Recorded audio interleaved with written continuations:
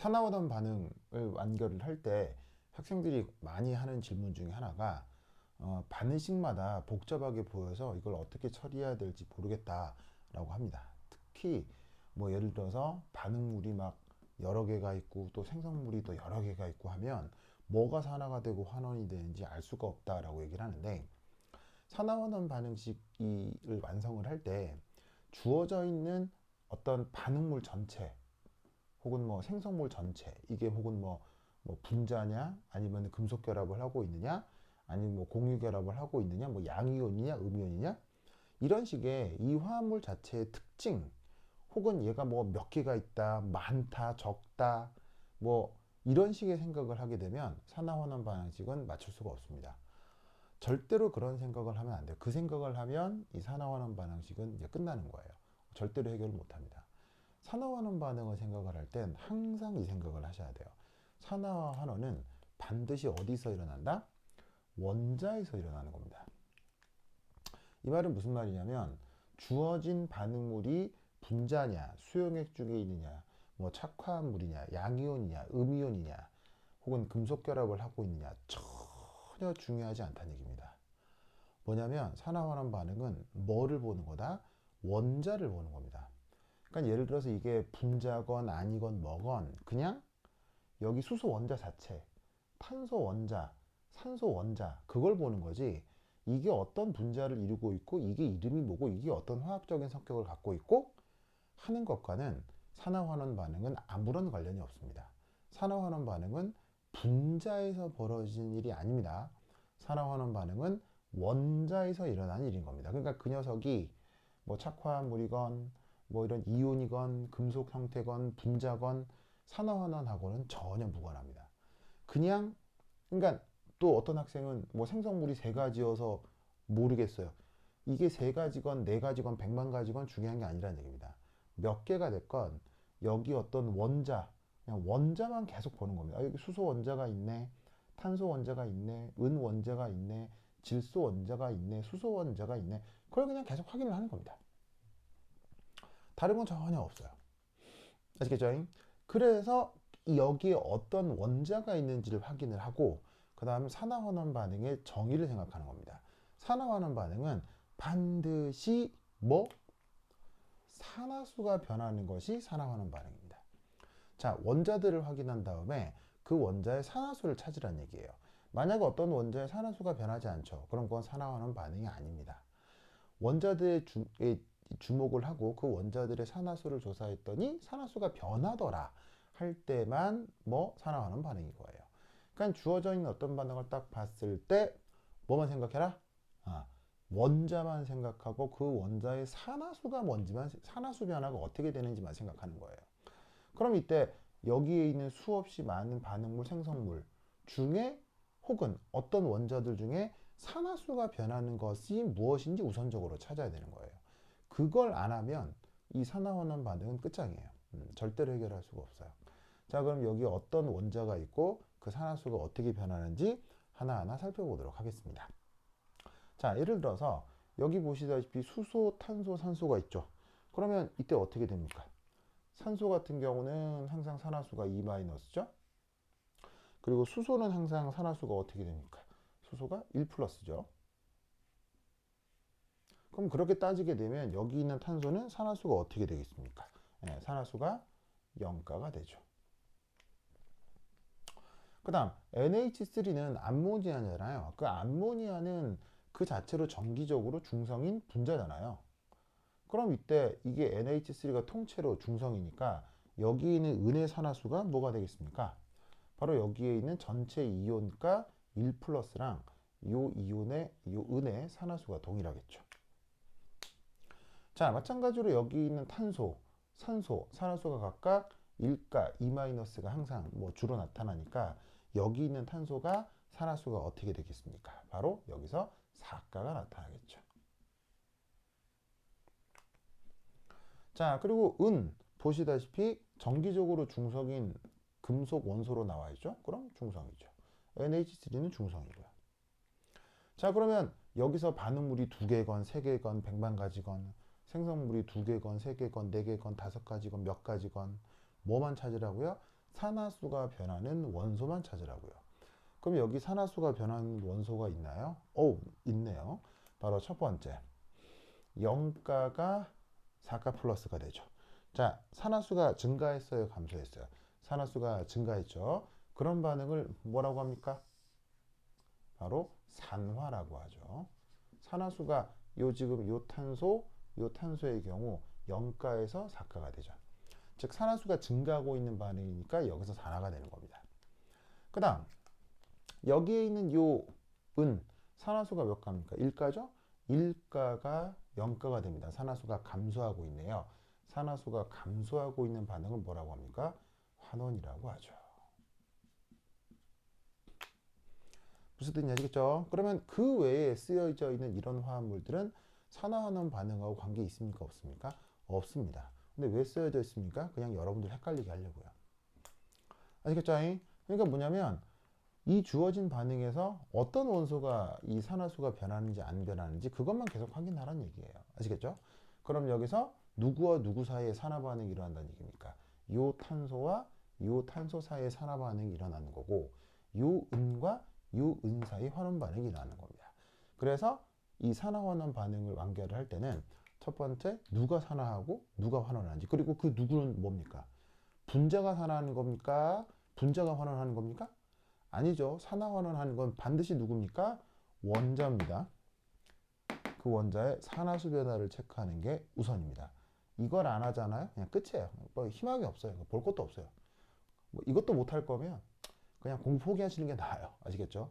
이거부터 하시는 거예요. 이거부터. 알겠죠? 이거부터. 이게 안 되면 그냥 뭐 산화환원 반응 개수 맞추기, 혹은 뭐 좀 과장해서 얘기하면 화학 전체를 그냥 포기하시는 게 나아요. 그냥 그 정도로 이거 먼저 하는 게 중요한 겁니다. 알겠죠? 자, 그래서 이걸 했다. 자, 그 다음 뭐 해야 되겠어요? 산화 반응이 됐건 환원 반응이 됐건 각각의 반쪽 반응식을 완결해야 되겠죠? 자, 누가 산화된다고요? 바로 여기 있는 이 탄소하고 여기 있는 이 탄소가 산화된다고 했어요. 그래서 어떻게 되냐면 산화가 되는 그 탄소를 포함하는 그 화합물을 그냥 써주는 거예요. 여기서 산화를 하는 그 원자를 포함하는 그 화합물은 여기 이제 표기를 하는 거예요. 그래서 여기 있는 요 두 탄소 사이에 산화 반응이 진행이 됐죠. 그래서 그 탄소를 포함하는 반응물과 그 탄소를 포함하는 생성물을 써준 것 뿐이에요. 이제 이 둘 사이에서 뭐를 맞추는 거예요? 산화환원 반응식을 완결하는 거죠. 자, 그럼 이때 산화환원 반응식은 어떻게 완결합니까? 자, 우선 양변을 봅니다. 우선 여기 산소 원자가 1개가 있는데 여긴 산소 원자가 3개가 있죠. 그러면 산소 원자가 맞지 않을 경우는 산소 원자를 어떻게 질량 보존으로 완성을 시켜줍니까? 바로 여기에 있는 이 산소의 개수만큼 물을 더해주죠. 바로 여기 있는 산소가 하나고 산소가 3개니까 여기에다가는 이렇게 물 분자를 2개를 더해주시면 되겠습니다. 그럼 보시다시피 산소가 하나, 둘, 셋, 하나, 둘, 셋. 산소의 원자가 맞죠. 자, 그 다음 누구의 또 질량 보존을 맞춰줍니까? 바로 수소의 질량 보존을 맞춰주죠. 여기 수소 몇 개 있어요? 수소 원자 말입니다. 하나, 둘, 셋, 넷, 다, 6개의 수소가 있죠. 근데 여기는 하나의 수소가 있죠. 여기 5개의 수소가 모자르네요. 그럼 여기에다가 그 수소에다가는 H 플러스의 형태로 이렇게 수소를 더해주게 되는 겁니다. 산소가 모자랄 때 물을 더해주고 수소가 모자랄 때 H 플러스를 더해주는 이유는 바로 각각의 산화수가 변치 않기 때문입니다. 자, 예를 들어서 여기 이산소 현재 산화수 2-죠? 여기서도 산소 2-잖아요. 그러니까 그냥 산소가 여기 3개 있고 그냥 산소가 1개 있는 게 아니라 산화수 2-인 산소가 하나, 산화수 2-인 산소가 3개가 있는 거예요. 그럼 산화수 2-인 산소가 2개가 모자르잖아요. 그래서 여기에 물을 더해주는 거예요. 왜냐하면 물이야말로 산소 산화수 2-인 대표적인 화합물이니까 반응 전후 산소의 산화수가 변치 않고 그 산화수가 동일한 산소를 더해줘야 진정한 산소의 질량 보존이 되겠죠. 수소도 마찬가지예요. 여기 있는 요 수소, 여기서 산화수 어떻게 됩니까? 1 플러스죠? 여기서도 산화수가 1 플러스죠? 그러니까 여기서도 1 플러스 수소를 더해야 진정한 수소의 질량 보존이 성립하는 거죠. 여기서 지금 산화수는 누가 변하는 겁니까? 여기에 있는 요 탄소만 변하는 거예요. 그 탄소는 그대로 유지시켜 두는 거죠. 자, 그 다음 여기다가 뭐 해야 됩니까? 질량 보존을 다 완성시켰으면 전화량 보존을 완성을 시켜야 되겠죠. 자, 이 녀석 지금 H2CO3, 이게 포멀데이드라고 하는 녀석인데 정기적으로 중성이죠. 어쨌건 얘도 정기적으로 중성이죠. 근데 1-고 5 플러스니까 여기에다가 전자 4개를 더해야 뭐가 완성이 되겠습니까? 전화량 보존이 완성이 되겠습니다. 이것이 지금 주어진 반응의 산화 반쪽 반응이 되는 거죠. 자, 그 다음 환원 반쪽 반응식 써보도록 하겠습니다. 자, 환원 반응은 어디서 진행됩니까? 바로 이 은원자에서 다시 한번 얘기하지만 산화하고 환원은 분자에서 되나요? 아니면 뭐 이온결합 화합물에서 되나요? 아니면 어디서 되나요? 산화환원 반응은 무조건 산화환원 반응은 원자에서 되는 겁니다. 어떤 원자? 은. 그 은에서 지금 환원 반응이 되고 있죠. 그러면 그 은을 포함하는 반응물의 화합물을 써줄 뿐인 거고요. 그 은을 포함하는 그 반응 생성물의 화합물을 써줄 뿐인 거예요. 아시겠죠? 자, 그리고 이때 여기에서 이렇게 해놓고 이제 양변에 뭘 맞춰야 돼요? 질량 보존을 맞춰야 되겠죠. 자, 그럼 여기 은 몇 개 있어요? 하나 있죠. 은 원자 몇 개 있어요? 하나 있죠. 그래서 은의 질량 보존을 맞았고요. 자, 그 다음에 여기 NH3가 있는데 NH3는 여기서 조사를 하시면 산화수가 변해요, 안 변해요? 전혀 안 변하죠. 그러니까 산화수가 변하지 않는 것은 산화환원 반응하고 아무런 관련이 없기 때문에 그냥 일종의 구경꾼 화합물 같은 거예요. 그럼 여기 NH3 단위가 2개 있잖아요. 그럼 여기에다가 요렇게, 아이고 요거 플러스가 아니죠. 잘못 썼네요.